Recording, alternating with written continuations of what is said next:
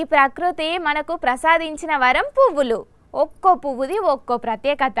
మల్లె పువ్వని, గులాబీ, బంతి, చామంతి, ఇగో ఇటువంటి ఎన్నో రకాల పూలు మార్కెట్లో దొరుకుతాయి కదా. కానీ ఆ ఒక్క పువ్వు మాత్రం ఎక్కడ అవుపడదు.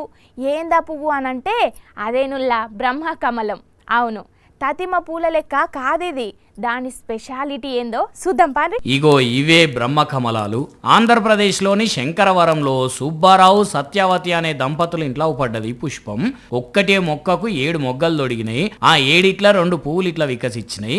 ఇప్పుడు శ్రావణ మాసం సీజన్ నడుస్తున్నది కదా, వరలక్ష్మి వ్రతాలు పూజలు చేసుకునే టైంలో ఈ బ్రహ్మకమలాలు వికసించడంతో ఎంతో అదృష్టం అని అనుకోవచ్చిరట ఇంటోళ్ళు. ఎందుకంటే హిందూ పురాణాల ప్రకారం బ్రహ్మకమలంను ఎంతో పవిత్రంగా భావిస్తారు. దేవతలు తమకు ప్రసాదించిన పుష్పం లెక్క చూస్తారు. మామూలుగా ఈ పువ్వులు రాత్రిపూట మాత్రమే వికసిస్తాయి. ఇట్లా ఇంట్లో పెంచుకున్న మొక్కకు పువ్వు గనక పూస్తే ఆ ఇంటోళ్లకు అంతా మంచే జరుగుతుందని కూడా ఒక నమ్మకం. మరి వాళ్ళకే కాదు అందరికీ కూడా మంచే జరగాలి, అందులో మనం కూడా ఉండాలని కోరుకుందాంలా.